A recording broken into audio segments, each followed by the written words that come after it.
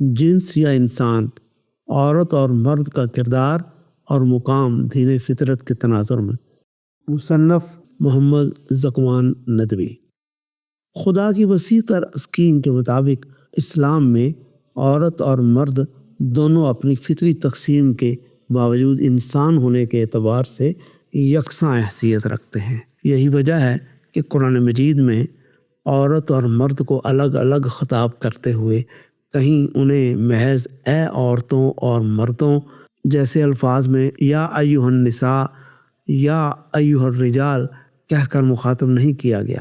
اس کے برعکس قرآن میں عورت اور مرد دونوں کو انسان کی حیثیت سے مخاطب کرتے ہوئے یا ایھا الناس و یا ایھا الانسان، اے لوگو، اے انسانوں کہہ کر خطاب کیا گیا ہے۔ چنانچہ قرآن میں جہاں اس طرح عورت اور مرد کا تذکرہ ہوا ہے وہاں صنفی تفریق کے طور پر انہیں الگ الگ خطاب کرنے کے بجائے بعضکم من بعض، آل عمران 195 جیسے انقلابی الفاظ میں ان کا تذکرہ کیا گیا ہے۔ یعنی صنفی طور پر عورت اور مرد ایک دوسرے سے مختلف ہونے کے باوجود انسانیت کا ایک ابدی اور اٹوٹ سنگم ہے۔ وہ ایک ہی وجود کے دو مختلف مظہر کی حیثیت رکھتے ہیں۔ یہ کوئی سادہ بات نہیں۔ قرآن نے اس اسلوب کے ذریعے سے ہمیشہ کے لیے اس قدیم اور جدید جاہلی تصور کا خاتمہ کر دیا جس کے تحت عورت اور مرد کی فطری تقسیم کو انسانی تفریق کے عام بنا دیا گیا تھا۔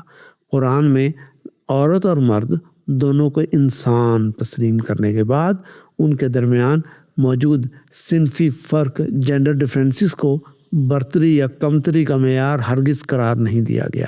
اس کے بجائے دونوں کو اپنے اپنے میدان عمل میں ذاتی رول کی ادائیگی اور اپنے اندر پائے جانے والے فطری اور اضافی خصائص کے ادراک کی طرف متوجہ کیا گیا ہے۔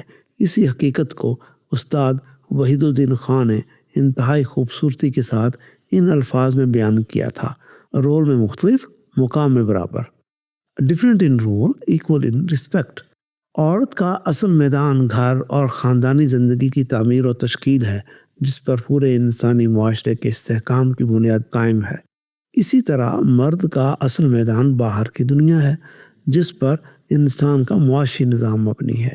یہی باہر کی دنیا وہ میدان ہے جس سے انسانی زندگی کی تمام سیاسی، اخلاقی اور دعوتی سرگرمیاں جاری اور تمام تعلیمی اور تربیتی ادارے اسی سے وابستہ ہیں۔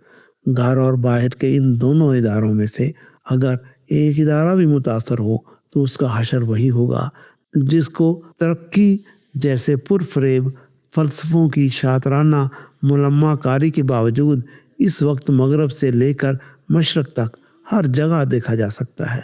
موجود مذہبی اور غیر مذہبی دنیا کے بڑے حصے میں برپا اکثر فکری اور عملی فسادات اسی عمومی توازن اور اسی فکری تقسیم میں انحراف کا براہ راست نتیجہ ہیں۔